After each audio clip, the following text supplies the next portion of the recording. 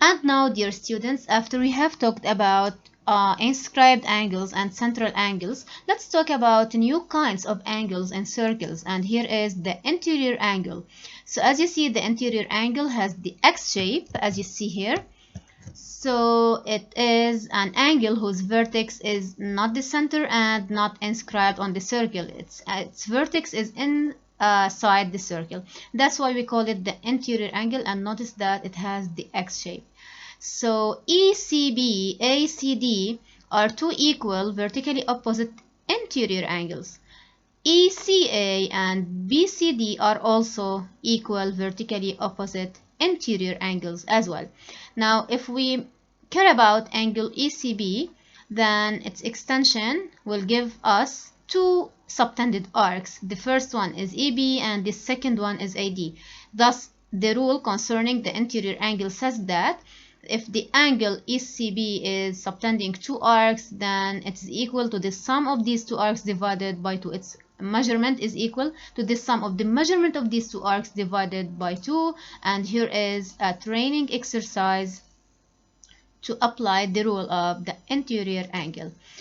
If we have this figure, we have that arc EB equals 80 degrees and arc AD equals 50 degrees. We have to calculate angle ACD. Similarly, if the question is to calculate ECB, because they are vertically opposite angles. So angle ACD is an interior angle, so we just apply the rule of the interior angle. The measurement of ACD is equal to the measurement of arc AD plus that of EB divided by 2. By evaluating the given values, we get 80 plus 50 over 2, which is 65. Now note that if angle ACD is 65, then definitely angle ECB is 65 also. If angle ECA is required to be found, then it is equal to 180 minus 65, because angle ECA and angle ACD are called linear angles. They make 180 degrees. So it's very easy to calculate the second one, the second interior angle, because they are linear, or what we call supplementary angles. Now let's move to training exercise 2 to see more ideas or more exercises about interior angles. In the adjacent figure here, suppose that angle AOD, which is central because its vertex is O, the center. Suppose that this central angle is equal to 150, then we are going to benefit from this given, and that arc AB equals 20 degrees. Then we have to calculate the interior angle ECB.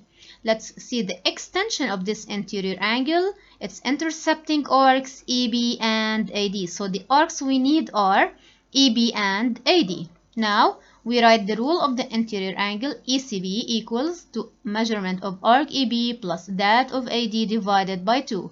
Now how can we find the measurement of arc AD? We are going to use this central angle, because as you know, central angles are equal to the arcs they intercept. Thus arc AD is equal to that central angle AOD. It's equal to 150. So by just evaluating, we get that ECB equals 20 plus 150 divided by 2, which is finally 85. And here we go with the third training exercise.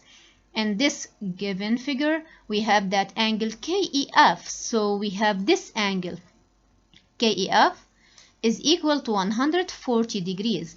Arc KB, that small one, is equal to 30 degrees, and we have to find arc AF.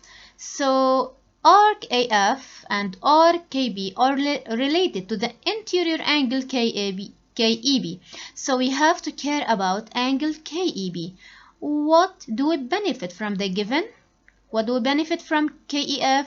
We benefit that angle KEB that we are going to use for the rule of the interior angle is equal to 180, because they make a straight line, minus the given angle, which is KEF. So again, KEF that's given equal to 140 will never benefit us to calculate neither KB nor AF.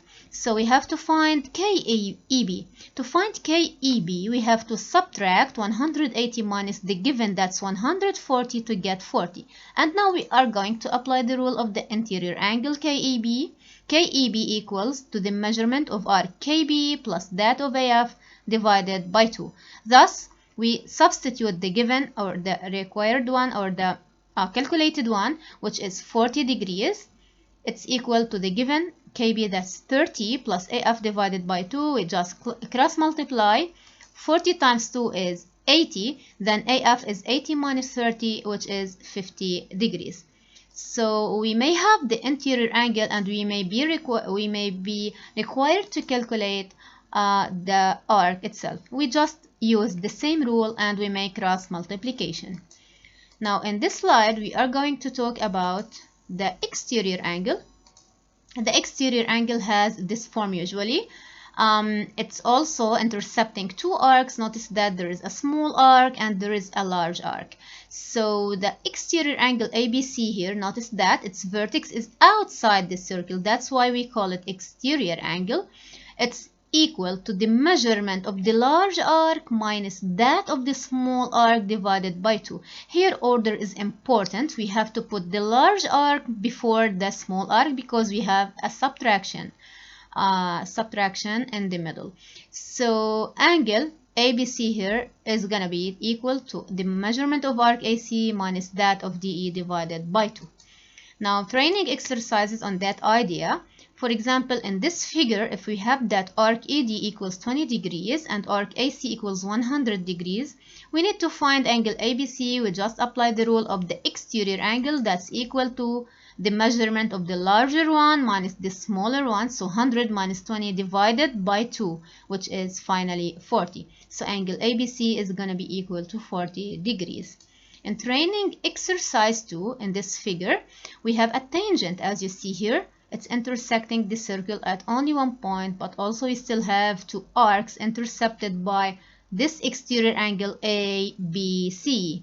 So there is a big arc AC and a small arc AE. Thus, the exterior angle ABC is equal to the difference between the large one and the small one. So 160 is given for AC and 30 is given for AE. We just subtract them. 160 minus 30 divided by 2 is 65. And finally, here is this example. We have that angle ABC is given 50. So we have the exterior angle. We need to find the measurement of arc DE. We need to find the measurement of the small arc DE. We have the measurement of the big arc. So again, we use the property of the exterior angle, that's equal to the measurement of the large arc AC minus that of the small arc DE divided by 2. So we just evaluate values. We put 50 in place of the angle and 140 in place of the large arc AC and minus ED. We cross multiply. We get that 140, let's write it here. We get that 140 minus ED equals 2 times 50, which is 100. Now taking 100 to this side and ED to this side, we'll get that 40 equals ED, which means that arc ED is equal to 40 degrees. So the measurement of arc ED is equal to 40 degrees.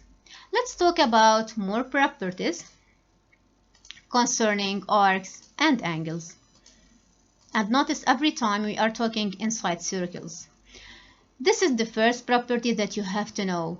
If we have two parallel chords, as you see here, AC and EF are parallel, then definitely the arcs between them are going to be equal arcs. So that's a property.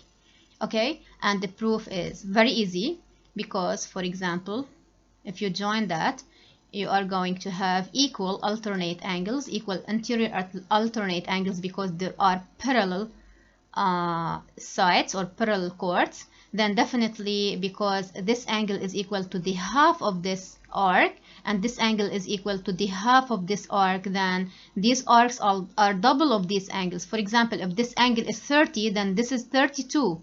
Then these two angles also, these two arcs, sorry, are going to be 60. So again, if this angle is 30, then this is 30. Because they are equal alternate angles, then these arcs are going to be each measurement of 60 degrees.